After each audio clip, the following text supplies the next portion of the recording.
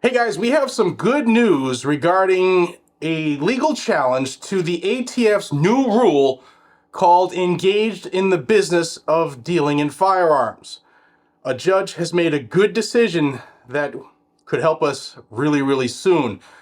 This rule looks to mandate or threatens to mandate that ordinary gun owners engaged in lawful activity must become licensed as federal firearms licensees or FFLs, complete with all the warrantless inspections and paperwork requirements that come along with being and maintaining your FFL, simply to sell your privately owned firearms in an entirely personal and non-business capacity. It means you're not a business. This isn't what you do as your business.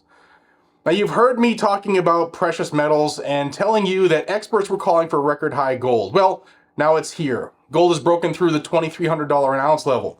Will it stop there? Nobody knows, but those same experts are calling for gold to reach $3,200 an ounce or higher, and silver is on the uptick as well. I bought my gold and silver last year with Lear Capital, and I'm up 21% on that purchase. It's pretty clear that the dollar is losing value. Remember, every time they print money, our dollars lose value. Since 2020, every dollar in our wallets has lost 24% of their purchasing power. Thank you, Joe Biden. That's why I buy gold and silver, because it holds value and can actually increase in value. Buy some gold and silver today. It's not too late. Call my friends at Lear Capital, 1-800-260-5075, or head over to LearGG.com. Get their free information and ask if they still have that $3,200 an ounce gold report that I've been telling you about. Give them a call today. It's 1-800-260-5075. Again, 1-800-260-5075, or head over to LearGG.com. Thanks to Lear Capital. All right, now traditionally, law-abiding Americans have been able to buy and sell firearms from their personal collections, largely without government intrusion or oversight, and certainly without the fear of being labeled as a dealer that is engaged in the business of dealing in firearms by ATF. Well, ATF is looking to rewrite the Constitution, to rewrite the American blueprint and make citizens become FFLs for no reason. Well, we know there is a reason, guys and gals, don't we? It is a giant registration scheme. That's what this is. This is their universal registration scheme that they're looking to go around Congress on.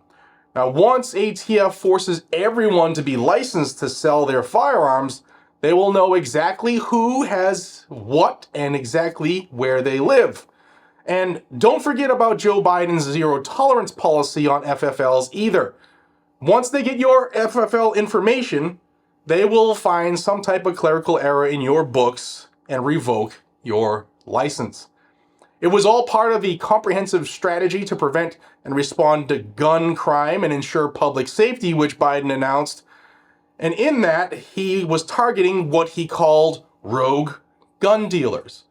That was the plan all along, y'all. You and I would be those rogue gun dealers if we were to sell our legally obtained item that are constitutionally protected, like we've been able to do forever.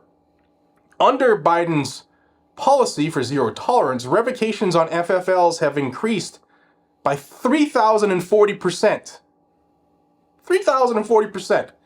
All of that includes ATF has even reopened old cases that were previously resolved, and they've gone back and given harsher punishments under this policy. So it's been like an ex post facto thing as well.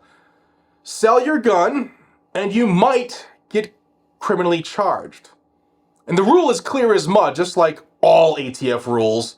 And that gray area creates confusion for people, which creates situations where ATF can shoot your dog, raid your house, and as we have seen several times, unalive you. And if they don't unalive you, put you in prison for 10 years and $250,000 per violation. All that for doing what has been legal in this country since before this country was a country. Well, one of those lawsuits that we have against ATF and DOJ regarding this rule was launched by Gun Owners of America, Gun Owners Foundation, the Tennessee Firearms Association, Virginia Citizens Defense League, the states of Texas, Louisiana, and Utah, as well as an individual named Jeffrey Tormey. Now, the judge in this case has agreed to our people, the good guys' request for an expedited briefing schedule. What does that mean? It means the judge has fast-tracked this case. Here is his order. It's pretty simple. It says, before the court is plaintiff's unopposed motion to set expedited briefing schedule on their motion for preliminary relief filed May 10th of 2024. Plaintiffs seek relief from the defendant ATF's April 20, 2024 final rule, which goes into effect on May 20, 2024. The court accordingly grants the motion for an expedited briefing. The parties are therefore ordered to comply with the following briefing requirements. The defendant's opposition to plaintiff's motion for preliminary relief is Tuesday, May 14th by 5 p.m. Central. And then the plaintiff's reply in support of their motion for preliminary relief is due Wednesday, May 15th by the close of the day, 5 p.m. Central. And this was ordered by Judge Matthew Kazmarek, U.S. District Judge in the Northern District of Texas, the Amarillo Division.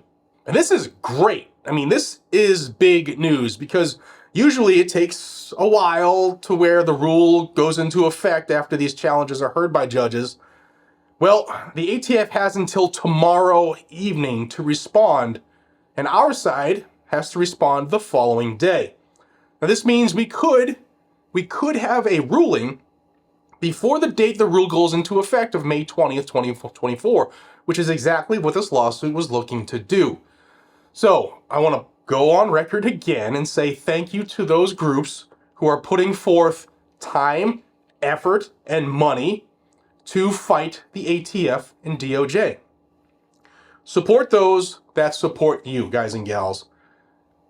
Follow these groups, become a member of these groups. It costs less than a pizza, for crying out loud. Skip a pizza for a year, just one, and put that to these groups. Skip 2 pizzas and join 2 of these groups. I'm a member of all of these groups. So it's easy to do. You're supporting the cause, and they really do rely on the membership to do these things.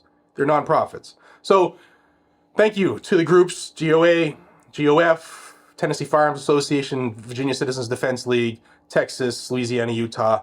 Thank you. And the individual who put his ass on the line as well, suing the ATF. This has to stop. We have some positive momentum, and I will keep you in the loop. If you want to stay in the loop, subscribe to the channel and hit that bell icon, turn it on to all notifications so you don't miss anything that this channel puts out, so you stay in the know.